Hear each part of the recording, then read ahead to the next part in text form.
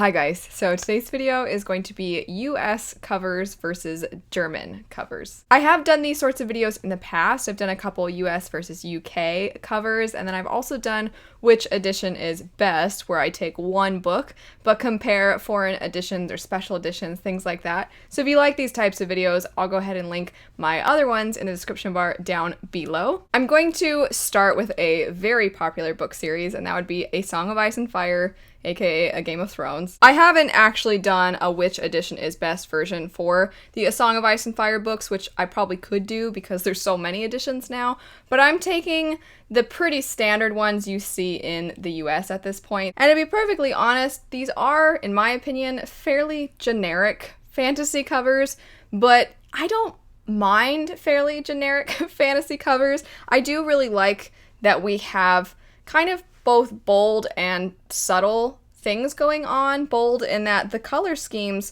change from book to book, which I kind of think is cool. On the shelf, it just makes it look very colorful, but it also doesn't have a ton going on. This is where the subtle, somewhat generic part comes in, where you just have a sword or things like that. And then we compare these to the German edition, and these ones are split.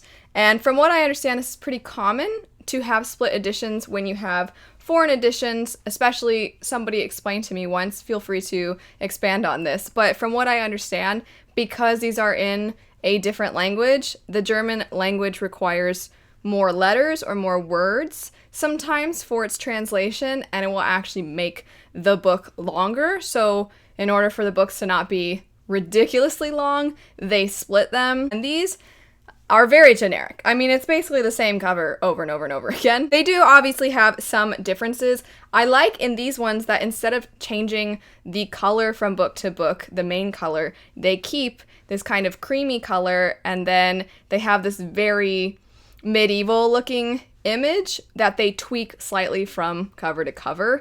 And I kind of dig it. I don't know. I feel like this looks too simple. But then I'm thinking about how cohesive it would look on a shelf. This kind of reminds me of the UK Robin Hobb books. Whenever I see people take pictures of their Robin Hobb shelves and I just see all those beautiful UK editions, I'm like, but that looks really good. And they look all old-fashioned. So I feel like on their own, I don't know that I would normally say I like the German ones more, but I'm imagining them all on a shelf looking so cohesive and beautiful.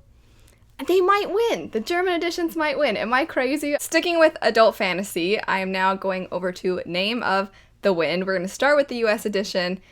And there's, once again, just like with the A Song of Ice and Fire books, there are multiple editions now for these. I think the trick is to just wait a really long time to get your book out so that years and years and years will go by and you'll start to just sell newer editions of your books while people are waiting for the new books. But anyway, I chose the very basic regular cover, not any special edition ones.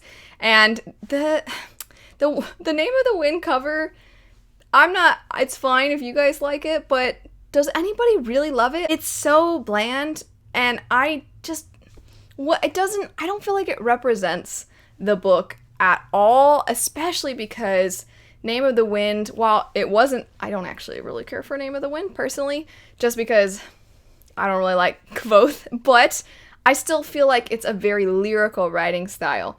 And I would think something with such a beautiful presentation in its writing would have a really beautiful presentation in its cover. And the cover is very dark and bland. I don't know. I know I was just talking about how the German editions of A Song of Ice and Fire are like basically all the same, and I ended up liking it, but this one, it just really doesn't work for me. The German edition, however, while it is fairly simple, I think it fits Name of the Wind so much better. Just the intricacy in the part around the title, I think, is really nice. It kind of has that thorn look to it, the vine look, and I'm a sucker. Vines, feathers, birds, anything like that. Any kind of like really pretty bug, like a butterfly or something. Stuff like that. Trees. You put a tree on the cover, it's gonna be gorgeous. Stuff like that.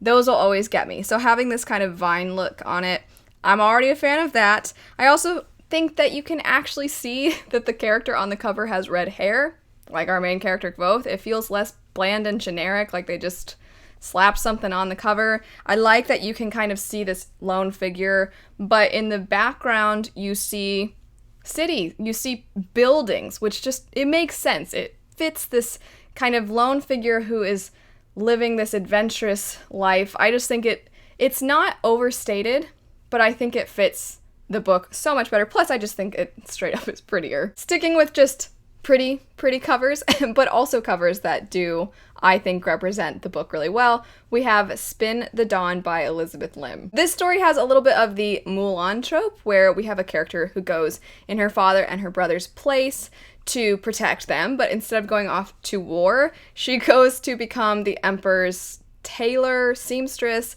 and it's a very dangerous situation because she's not supposed to be able to do this as a girl, so she has to disguise herself as a boy, but she's very passionate about this passion of hers, and it's also got some magic in the story. So I feel like the cover fits really well. The American cover, I think, does a fantastic job of representing this. There's also a little bit of a magical bird figure in the story, and it's funny because when you first look at the cover, I feel like the bird is not the thing that catches your eye, and you kind of keep looking at it and you're like, oh, wait a sec, and I think it draws you in after, and you start to notice all these little details, and I love that. By the way, the artist, I'm gonna link this artist on Instagram because, oh my gosh, they had a process how they did the cover of the second book.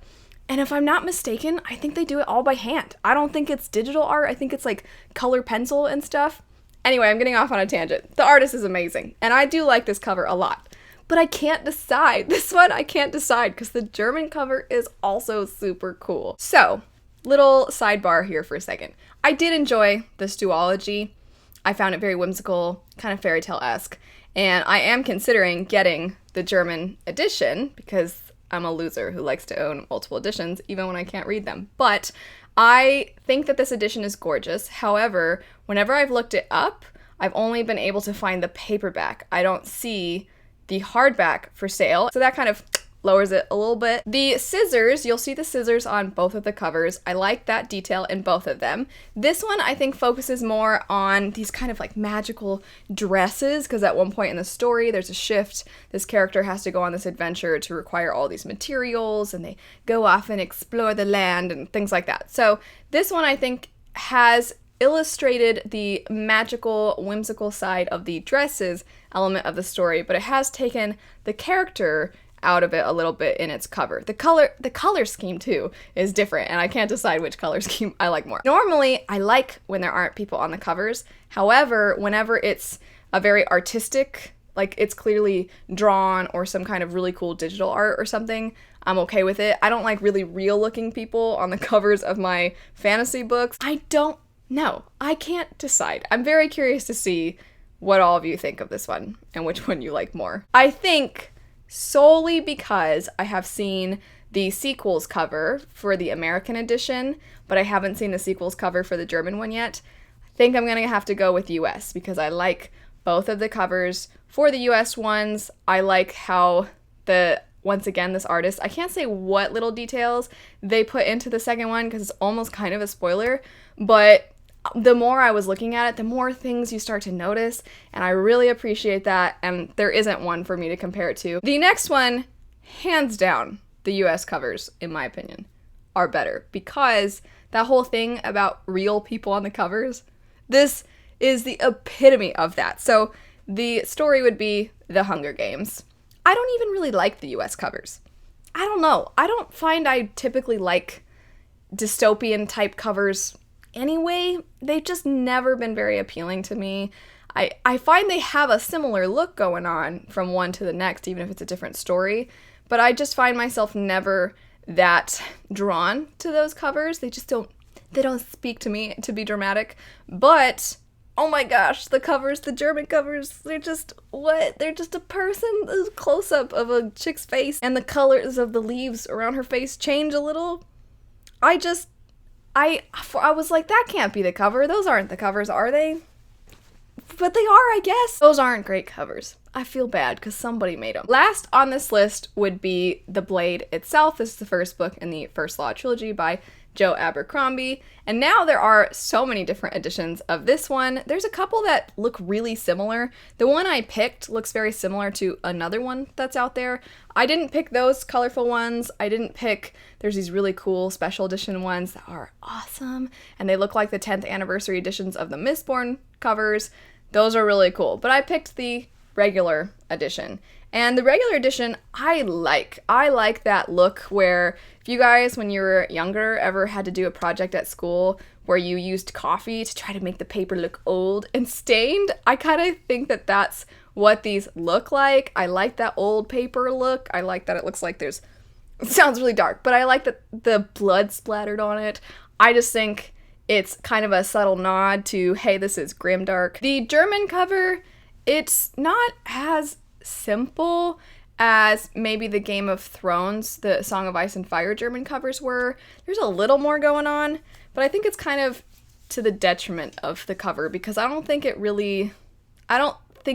made it look cooler. I think a simpler cover would have actually been better for this one because to me, this looks like the cover of a Viking story. Looking at all of these, I'm gonna go ahead and have it be a tie because I was such an obnoxious baby about Spin the Dawn. So I'm just gonna have that one be a tie, and then we have 2 for American and 2 for German. So it's a nice even one. I really, really love doing these sorts of videos. If you all have suggestions of other countries that you would like me to compare covers for, let me know. I'd be happy to do it. Let me know how you would rank all of these as well. I'm gonna think it's really interesting if I see any that are just way different than how I felt. I think it's so fascinating how there's one cover that some of us can completely hate and other people can think is amazing and gorgeous. So let me know what your thoughts are on all of these. But anyway, thanks so much for watching. I hope you have a great rest of your day and I'll see you later.